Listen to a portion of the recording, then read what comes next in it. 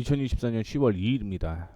마감 시황 및 종목 분석 시작해 보도록 하겠습니다. 오늘 시장 미국부터 시작을 해서 약세가 좀 이어지는 모습이었습니다. 장중 한때 반등이 좀 나오는 모습을 보여주기도 했지만 결국은 기관과 외국인이 동반 매도를 하게 되면서 코스피 시장 1.22% 하락을 하게 되면서 마무리가 되었고요.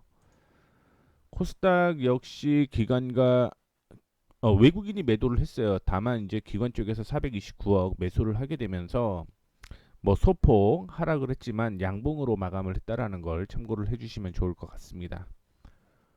어제부터 이슈가 됐던 게 이스라엘과 헤즈볼라에 대한 이슈였죠. 그러면서 이스라엘이 레바논 무장단체 헤즈볼라의 수장 하산 나스랄라를 암살하게 되면서 중동을 둘러싼 지정학적 리스크가 고조되고 있는 가운데 이란은 이스라엘을 겨냥해서 약 180발의 탄도미사일 포격을 했죠. 그래서 이란이 이스라엘을 향한 대규모 미사일을 공격을 감안한 가운데 이란 정부는 이스라엘의 보복이 만약에 없다면 추가 공격은 자제하겠다 이렇게 얘기를 했습니다.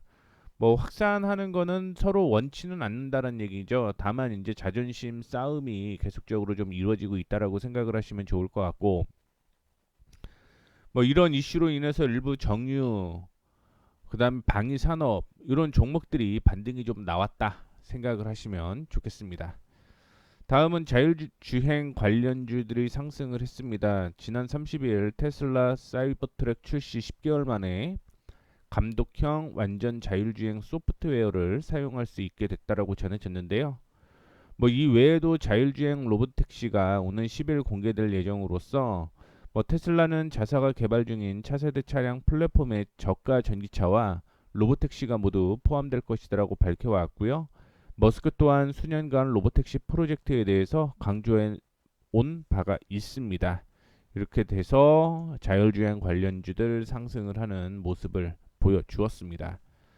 반도체는 약세를 좀 보였습니다.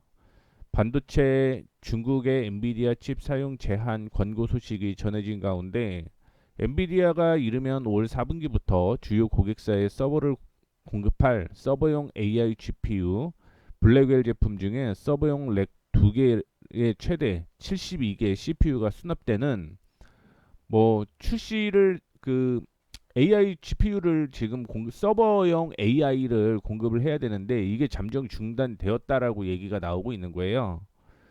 그래서 최근에 모건 스탠리가 SK 하이닉스 매도 의견을 냈죠. 물론 골드만삭스는 매수로 얘기를 했는데 맥쿼리 쪽에서 삼성전자의 목표 주가를 또 대폭 하향 조정을 하게 됐고요. 우리나라에서도 실적이 3분기에 좋지 않을 것이다라고 하향 조정을 하게 되면서 이에 대한 관련주들이 약세를 좀 보였다라고 보시면 좋을 것 같습니다.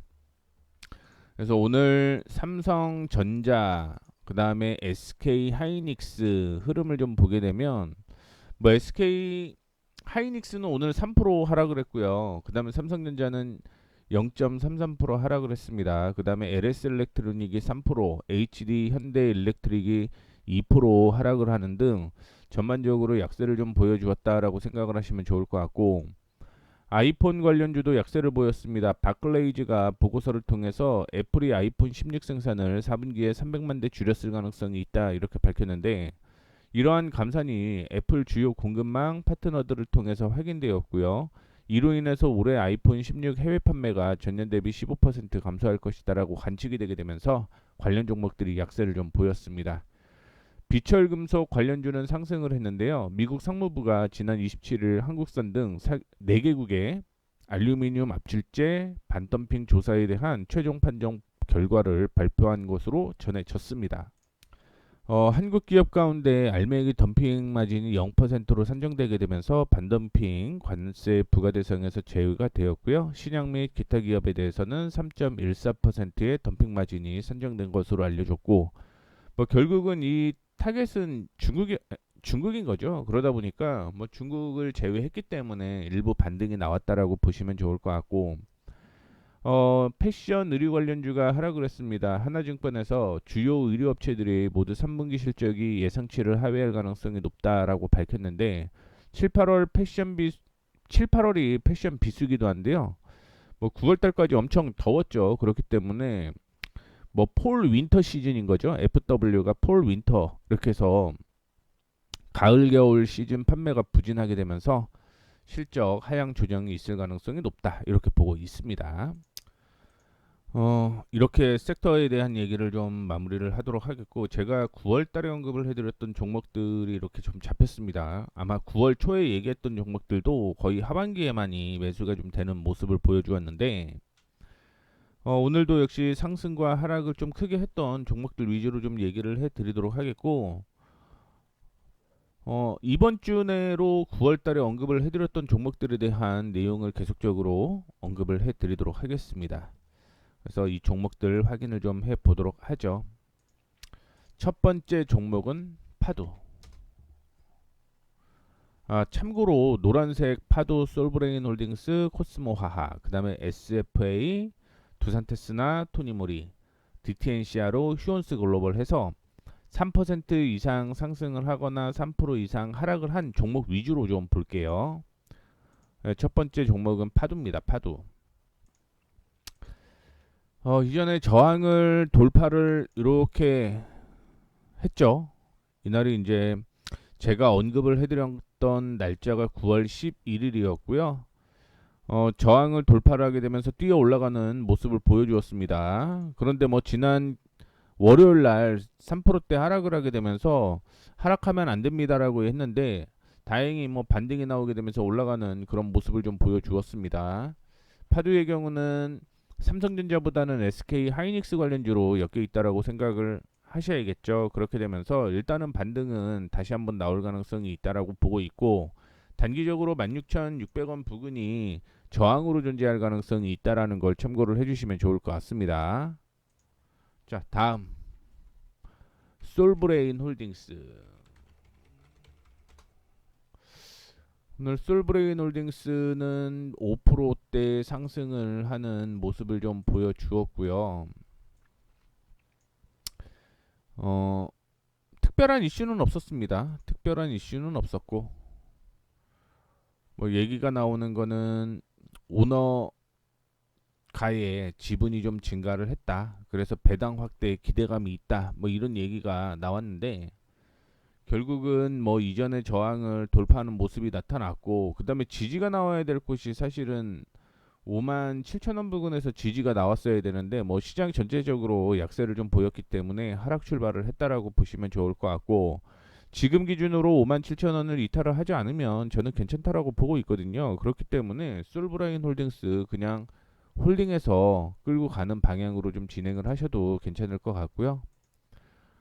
이런 내용이 지난 9월 30일 날 나왔어요. 솔브레인 SLD가 영업 정지를 했다라고 얘기를 하고 있는데, 이게 지금 OLED 쪽이 매출이 좀 좋지는 않죠. 그렇기 때문에 뭐 약세가, 그래서 지난 금요일 날 약세를 좀 보여주었다라고 보시면 좋을 것 같고요. 지금 같은 경우는 말씀드렸던 57,000원 이탈하지 않으면 괜찮다라는 거 다시 한번 말씀해 드리도록 하겠습니다.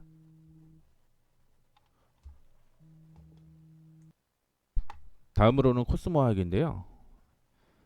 제가 9월 19일 날 언급을 해드렸고요. 이 저항이 있었고, 이 저항 위로 지금 마무리가 되는 그런 모습을 보여주고 있습니다. 지난 금요일도 뭐 조정을 좀 받았죠. 2차 전지가 전체적으로 약세를 좀 보여주었기 때문에 조정을 좀 받아주는 모습이었는데, 뭐 오늘 다행히 뭐 개파락 출발은 했지만 반등이 나오는 모습이 연출이 되었다라고 보시면 좋겠습니다.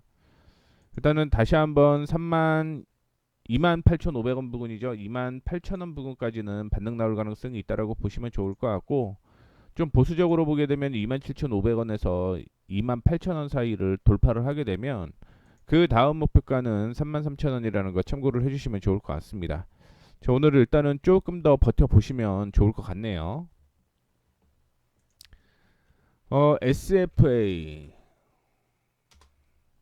SFA는 실적이 그렇게 나쁘지는 않았던 종목으로 알고 있는데, 시장 자체가 약세를 좀 보였기 때문에 조정을 받았다 이렇게 생각을 하고 있습니다.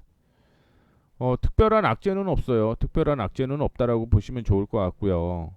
중요한 거는 이제 다음 주 금요일이 되겠죠. 10월 3일은 뭐 개천절이기 때문에 휴장이고요.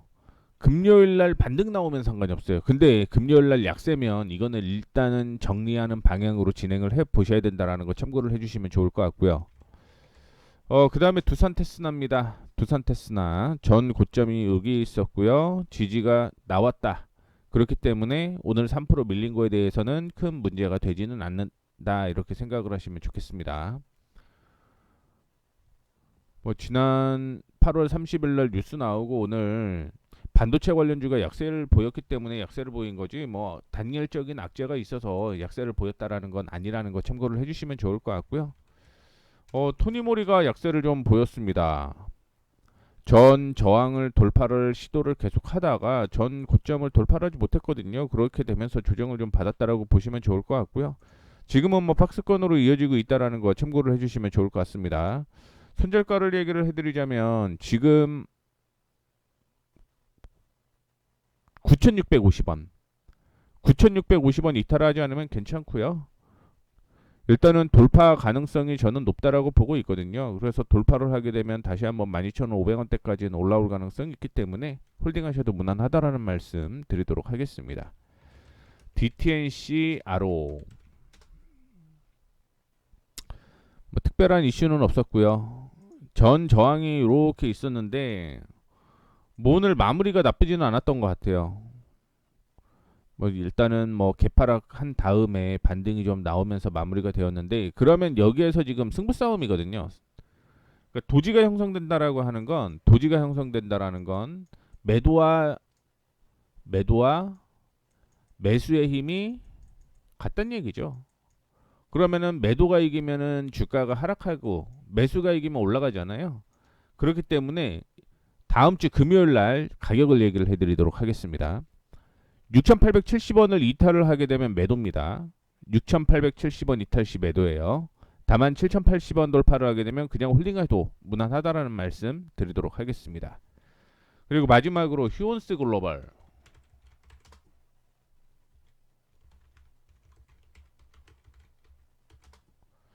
휴온스 글로벌은 차익 실현하는 방향으로 보시면 좋을 것 같습니다. 다만 오늘 거래량이 동반되지 않았다라는 게 긍정적이다라고 볼 수 있을 것 같고 고점 형성되고 조정받고 다시 올라가다가 지지가 나오는 곳에서 마무리가 좀 되었는데 금요일 날 3만 원 이하로 떨어지게 되면 그냥 정리하는 방향으로 진행을 하세요. 이거 26,000원대까지 조정받을 가능성이 있다라는 거 말씀을 좀 해드리도록 하겠습니다. 일단은 휴원스 글로벌은 리스크 관리 해야 된다라는 거 다시 한번 말씀드리도록 하겠고 오늘 시장이 안 좋은데도 불구하고 관심 종목이 나왔어요. 퀄리타스 반도체가 아닌데 원익 IPS, 유바이오로직스, 동국제약, IT, 아이텍, UTI 이렇게 나왔는데 종목 빠르게 말씀을 좀 해드리도록 하겠습니다. 첫 번째로 원익 IPS.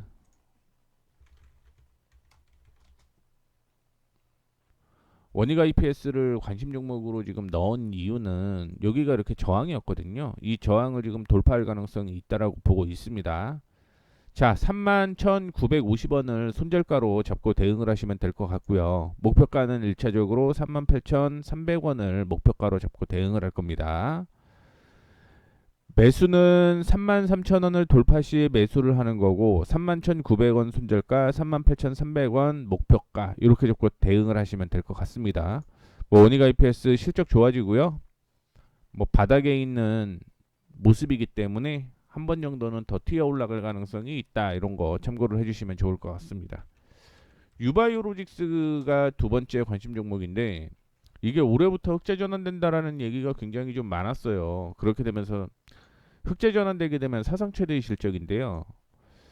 이 저항을 돌파 시도를 하다가 계속 돌파를 못하고 조정을 받았던 그런 사례가 좀 있다라고 보시면 좋을 것 같은데 그 이유가 뭐냐면 매 분기 흑자 전환 기대감이 있었어요. 그런데 실질적으로 흑자 전환이 되지는 못했습니다. 뭐 이번에 3분기도 흑자 전환 기대감이 지금 있거든요. 그래서 만약에 흑자 전환이 된다라고 하면 당연히 저항을 돌파를 하게 되면서 올라갈 가능성이 있다라고 보고 있고 지금은 살짝 저항을 돌파하는 모습인데 이거는 단순합니다. 12,200원, 12,200원 돌파 시 매수고요. 손절가는 11,800원을 잡고 대응을 하시면 됩니다. 11,800원 손절가, 12,200원 매수가, 그리고 단기적인 목표 제시를 해드리자면 14,150원에서 14,200원까지 일단은 목표가로 잡고 대응을 하시면 됩니다. 이 가격을 돌파를 하게 되면 제가 또 당연히 리스크 관리를 좀 해드리도록 하겠습니다. 그 다음에 동국제약. 동국제약은 박스권대로 지금 움직이고 있는 모습인 거고요. 박스권 하단에서 지금 올라오고 있다라고 보고 있고, 이전에 저항으로 형성되었던 가격이 이 가격이었어요. 근데 이 가격을 지금 돌파하려고 시도를 하고 있기 때문에 매수 관점으로 보자라는 얘기를 해드리는 거고, 17,350원 있죠. 17,350원을 돌파를 하게 되면 매수입니다. 17,350원 돌파 시 매수. 단기적인 목표가는 19,300원을 단기 목표가로 잡고 대응을 하시면 된다라는 말씀 드리도록 하겠고, 손절가는 17,000원 잡으시면 됩니다. 손절가, 매수가, 목표가 이렇게 잡고 대응을 하시면 됩니다. 그 다음에 아이텍 UTI는 실적이 안 나와서 일단은 시장이 불안한 시장에서 실적이 안 나오는 종목 굳이 보지는 않겠습니다. 그냥 이런 종목들도 있다라고 체크를 좀 해주시면 좋을 것 같고, 제가 이번 주 내로 말씀을 계속적으로 해드리는 게 9월 달에 언급해드렸던 종목들에 대해서 싹 정리를 해드린다라고 얘기를 해드렸죠. 그 종목에 대해서 얘기를 해드릴 거고요. 제가 최근에 들어서 이제 한 종목 한 종목 따로따로 지금 작성하고 있는 거 아시죠? 유튜브 찍는 거. 그래서 최근에 2개를 제가 찍어놨습니다. 종목 잠깐만 얘기를 좀 해드리자면, 뭐 HL만도 얘기를 좀 해드렸고요. 넥스틴 얘기를 좀 해드렸거든요. 이런 종목군으로 왜 제가 관심 종목으로 계속 잡는지 보시면 아마 투자하실 때 도움이 될 거라고 보고 있으니까 참고해 주시면 좋을 것 같습니다. 뭐 내일도 휴장이고 뭐 이번 주 3회밖에 퐁당퐁당으로 또 거래일이 있다 보니까 아마 그냥 흘러가는 시간이 계속적으로 될 것 같습니다. 그 동안에 관심 종목 계속적으로 확인을 좀 해주시면 좋겠습니다. 이렇게 해서 마무리하도록 하겠습니다. 지금까지 머니프리웨이 모웨이였습니다. 감사합니다.